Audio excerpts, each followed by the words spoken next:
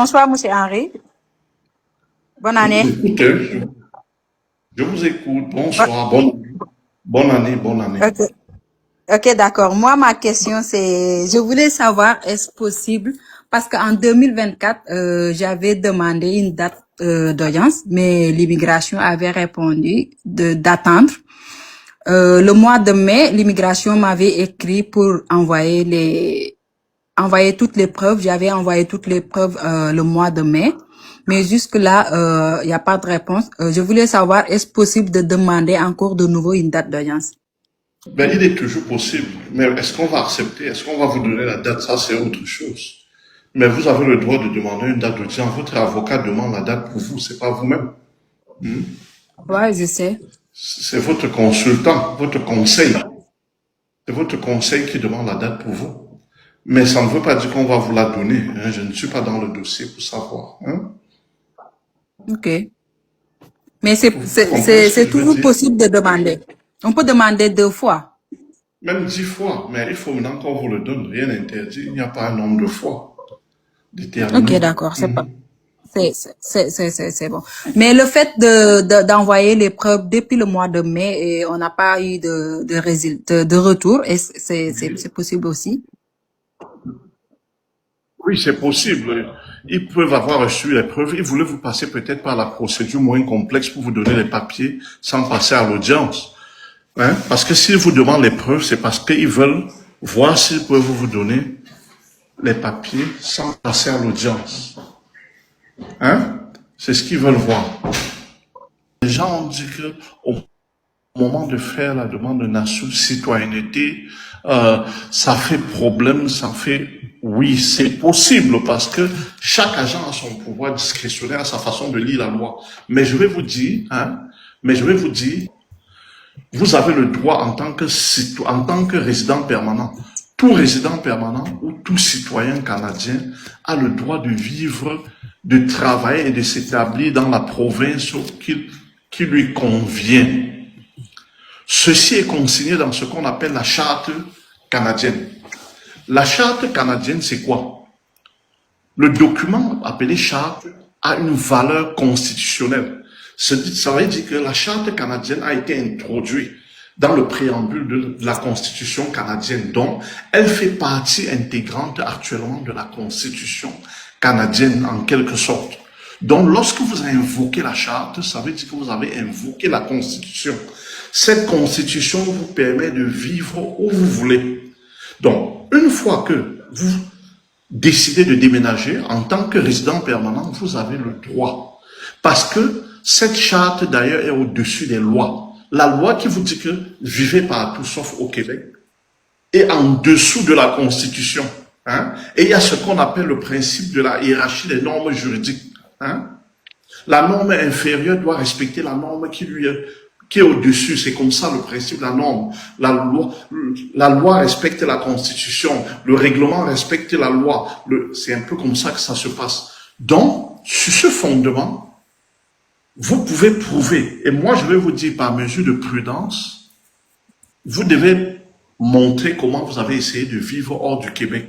Gardez toutes les preuves au cas où, hein, des emplois que vous avez cherchés hors du Québec et vous n'avez pas eu, des interviews que vous avez fait. Vous avez ça dans les emails. Vous gardez tout ce bloc. Et à la fin maintenant, si vous faites des demandes au Québec et vous êtes appelé et on vous donne du travail, vous présentez aussi, c'est pourquoi vous avez déménagé.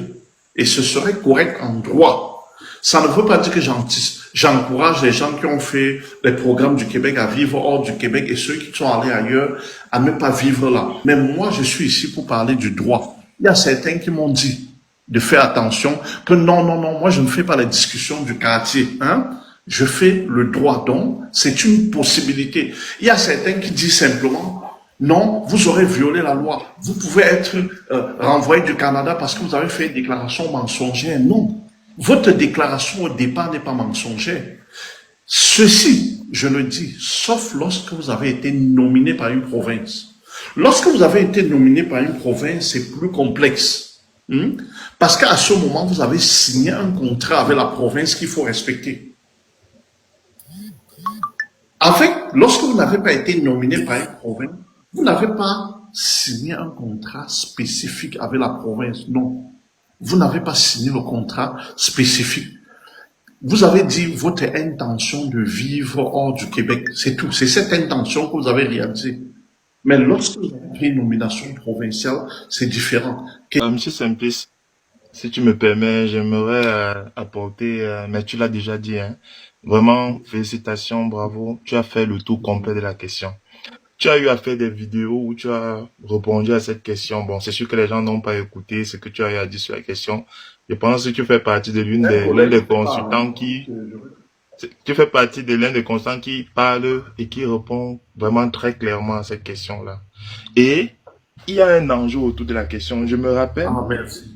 Je me rappelle une fois, en cours, on avait posé la question à l'enseignante, une avocate, et En elle avait chimie. dit, ce n'est pas un enjeu. Elle avait dit à l'époque que ce n'était pas un enjeu pour les autorités en immigration, mais cela constitue une fausse déclaration. Si tu ne respectes pas de t'établir dans la province autre que le Québec que tu as choisi dès le départ. Mais dans le cas de notre ami, il dit bien qu'il est à Ottawa, il a du mal à trouver de l'emploi. Et vous avez répondu un peu plus loin après avoir développé les arguments juridiques que, en tant que résident permanent, vous avez le droit de vous établir. Mais que cependant, il fallait garder des pièces justificatives. Et moi, mon but en montant était de dire, tu m'as fait me lever de mon lit, hein, parce que j'aime bien cette question, et de mettre ma caméra pour parler. Le truc, c'est de rassembler les documents qui attestent que Ok. réellement tu t'es établi en Ontario et à Ottawa. Et quels sont ces documents? Ton contrat de bail. Contrat de bail, première des choses. Ta facture d'électricité, ta facture de téléphone. Ça confirme que ce monsieur-là s'est établi. Même ton numéro de téléphone ontarien. Ça montre que tu as vraiment respecté la loi, mais que tu as fait face à des difficultés d'intégration liées à l'emploi. Et puis, celui qui t'a trouvé l'emploi dans le domaine que tu sollicites est peut-être le Québec, parce que j'ai comme impression que tout le monde veut venir rester au Québec. Je sais pas ce que les gens partent faire au Québec en réalité. Moi, oui, certes, je suis un résident du Québec. Tu as répondu à cette version-là, parce que moi, j'ai été sélectionné par le Québec. L'immigration n'a pas accepté sa demande. On ne prolonge pas. Euh, Oui, oui. On ne prolonge pas. Donc, c'est une erreur, c'est la naïveté d'aller essayer. ouais, c'est justement ça. Ok. Bon, il a eu à demander donc Qu'est-ce qui alors s'est donné? un permis fermé avec son employeur et malheureusement, l'employeur a donné un numéro d'offre d'emploi qui n'était pas correct et l'immigration a encore refusé encore la demande du permis fermé. Et il était obligé de demander donc l'asile pour pouvoir avoir un permis de travail ouvert pour pouvoir travailler. Mais je ne sais pas, j'ai vu une information circulant disant que l'asile ne serait pas accepté pour ceux qui ont déjà fait plus de 2 ans au Canada. Je ne sais pas si l'information est vraie ou c'est fausse. L'information n'est pas encore vraie. C'est un projet de loi qui n'est pas encore sorti. Et on ne sait pas sous quelle forme ça va se passer. Hein? Mais pour le moment, c'est Ouais. encore possible. Ce serait peut-être rétroactif ou ne sera pas rétroactif, on ne sait pas. Mais pour le moment, ce n'est pas une loi qui existe et des personnes peuvent demander l'asile même s'ils ont fait 10 ans au Canada. Mais attention, il ne faut pas que ce soit des demandes mensongères. Il ne faut pas demander l'asile seulement pour régler son statut. Hein? Il faut demander Ouais. l'asile parce qu'effectivement, en cas de retour dans votre pays, vous serez en danger. Hein? Il ne faut Ouais. pas demander parce qu'on a refusé tel permis, on a encore refusé tel. Et maintenant, comme vous dites là, on demande l'asile. Vous dites qu'il demande l'asile pour avoir un permis de travail. Si c'est ça, moi, je ne prendrai pas ce genre de dossier parce que le dossier doit être véridique. Hein? Mais si par hasard, sauf si vous vous exprimez mal, si par hasard, il sait qu'en retournant dans son pays, il aura des problèmes pour 1000 raisons, vous pouvez nous Ouais. voir et faire une demande d'asile si on est seulement dans ce cas-là. Mais pas dans un cas de Ouais. mensonge où on demande l'asile juste pour régler un problème. Oui, bonjour Monsieur Bonsoir, Henry. madame. Je suis venue ici Je vous en écoute, tant que monsieur. RP. Oui, je suis venue ici en tant que RP parce que mon ex-copain avait financé ma procédure. Il avait tout fait pour que je vienne au Canada et je suis arrivée. Et par la suite, j'ai lancé une demande de citoyenneté canadienne et Et aussi, j'ai fait le parrainage. J'ai introduit une demande de parrainage pour lui parce qu'il n'est pas encore ici. Alors, la demande, je pensais que la demande allait durer plus de 3 ans, 5 ans. Et c'est comme ça que par la suite, j'ai rencontré quelqu'un d'autre ici. Je suis tombée amoureuse d'un autre homme ici et voilà. Donc, lui maintenant, il a eu son visa, ça fait 2 semaines. Et je suis présentement enceinte de mon nouveau gars, bon, de mon nouveau petit ami.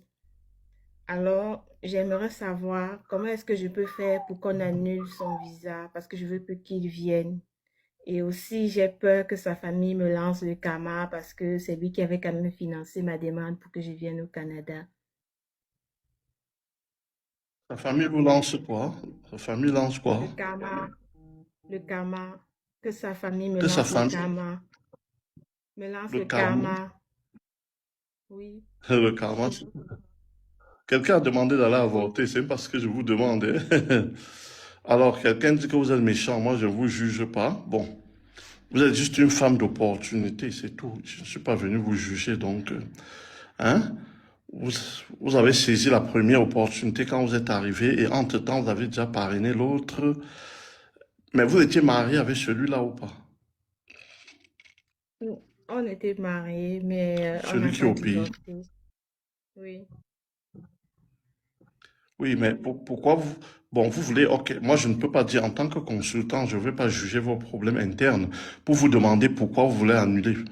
Parce que si vous le laissez venir alors que vous n'aimez plus, c'est une fausse déclaration. Donc, ceux qui disent qu'il faut le laisser voyager, j'ai dit non. Mais s'il n'y a plus de mariage et que vous n'avez plus l'intention de vivre avec lui, ne l'aidez pas à immigrer de façon clandestine, de façon détournée. Hein?